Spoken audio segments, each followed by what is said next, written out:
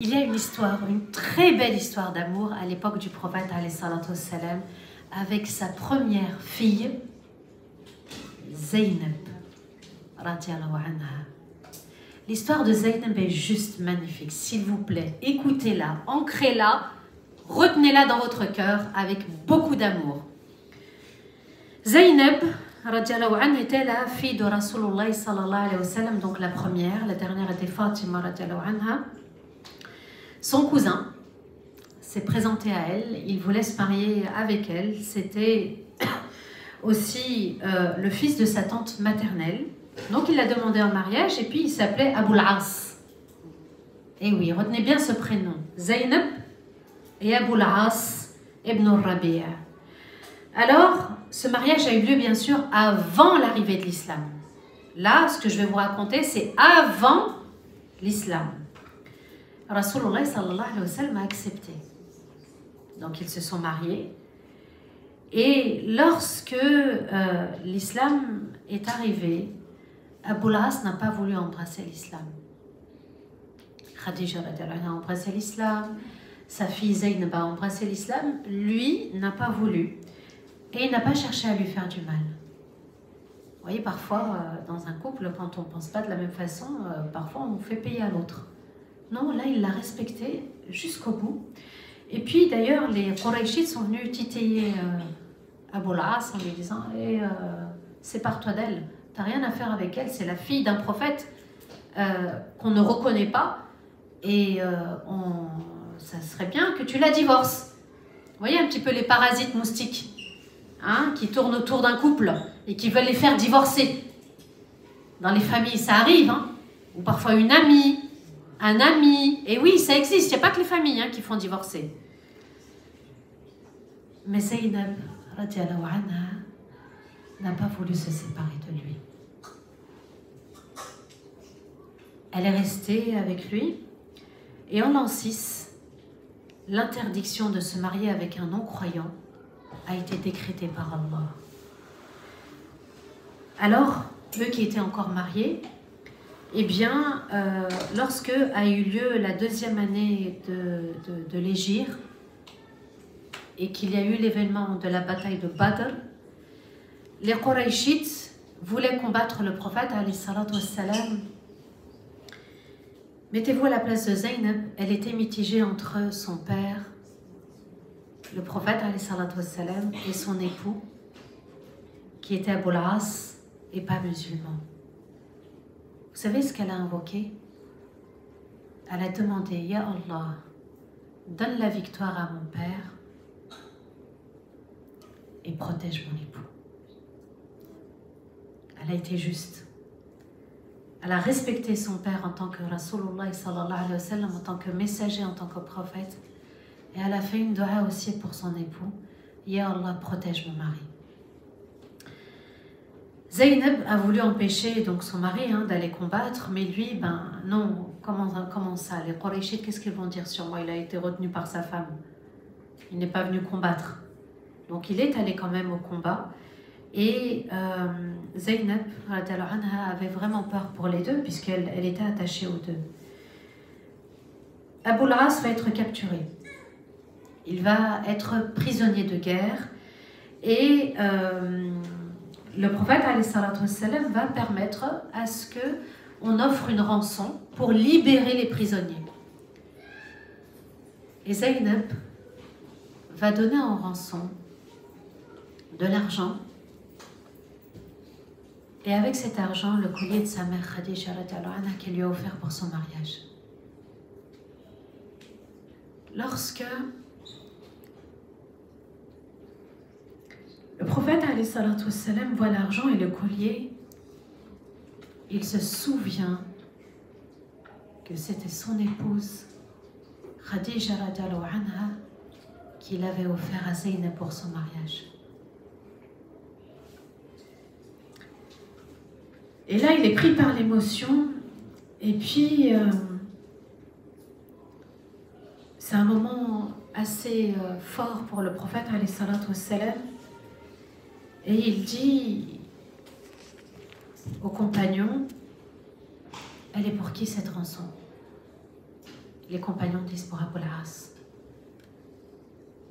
Comme il a reconnu le collier, il s'adresse aux compagnons en leur disant, si vous voulez, on garde l'argent mais on rend le collier à Zaynab. Et on libère ce prisonnier. Le prophète, alayhi salatu wassalam, donc, va parler à Abu al-As, puisque les compagnons ont accepté, et il lui dit, je te libère à une condition. Et là, c'est le père qui va parler. Je te libère, d'accord, tu vas retourner à la Mecque, mais je te demande de me renvoyer ma fille.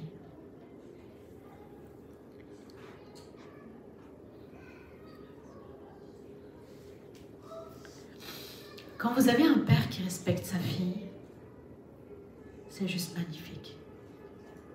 L'amour que le prophète alayhi salatu wassalam avait pour Khadija radiallahu anha, à travers cette histoire du collier, l'amour qu'il avait pour sa première fille, je vous le souhaite. Messieurs, vous allez avoir des filles. Si vous avez des filles, donnez-lui tout votre amour. Respectez-la en tant que fille, en tant que femme, parce qu'elle respectera elle-même à son tour l'amour. Et vous allez voir dans la suite de cette histoire, puisque Abu al-As va honorer son engagement et il va laisser Zaynab et lui dit « Retourne auprès de ton père ». Donc elle revient, subhanallah, à Médine, auprès de son père, et elle refuse de se remarier.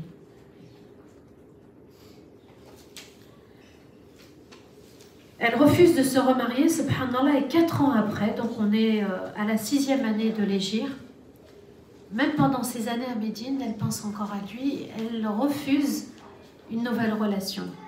Barakallahu fik.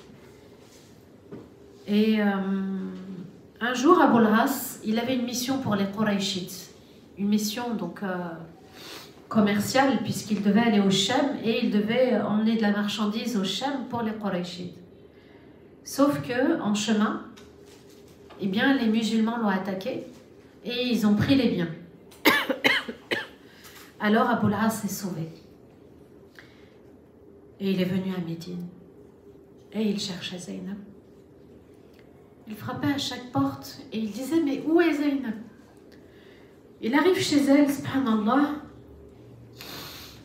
Il se retrouve enfin, alhamdulillah. Et puis Zaynab,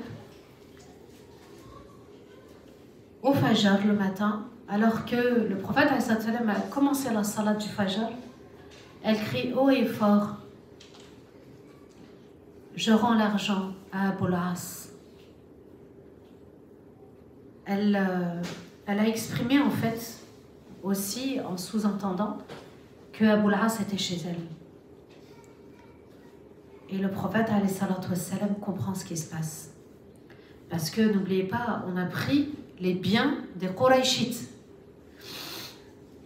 Alors au Fajr, donc le prophète alayhi salatu wassalam comprend ce qui se passe et les compagnons acceptent aussi qu'on rende ce qu'ils ont pris à Abu al-As. Et Abu al-As repart avec à la Mecque et il convoque tous les Qurayshites. Et il leur dit, voilà, est-ce que je vous ai tout rendu? Est-ce que je vous ai rendu tous vos biens? Les Qurayshites disent oui. Alors écoutez maintenant ce que j'ai à vous dire. Ashhadu an la ilaha illallah wa ashhadu anna Muhammadan Rasulullah sallallahu alayhi wa sallam. Donc il atteste devant les Qurayshites, il n'est plus redevable. Mais il l'a fait par amour pour Allah, pas par amour pour Zaynab. Il a encore respecté une fois l'amour, parce que l'amour, c'est Allah qui le donne. Et il s'est tourné vers le prophète, alayhi salatu wassalam, et lui a dit, Ya Rasulallah, j'ai embrassé l'islam. Est-ce que tu peux me rendre Zaynab?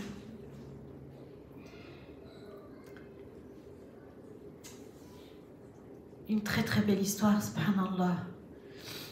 Là, il l'a épousée pour sa religion.